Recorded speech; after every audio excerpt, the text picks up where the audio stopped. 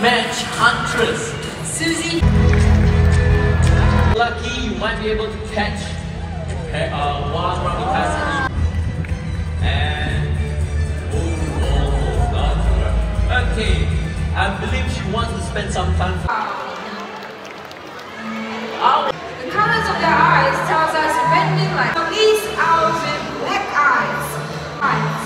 At 9. Good job, it is time for her to head back home. Big round of applause for Turkey Vulture. Allow me to share a story about Genghis. Back in 2005, a young Himalayan griffon vulture began its in Singapore. Now, it was extremely aggressive feeders. And once they reached the carcass, they went nearby. Once widely found in Africa, they are now critically endangered. 70% of the continent's carrot. Today, we lose them. We lose a part of our family. So ladies and gentlemen, thank you so much for coming down to our presentation. Let us all learn to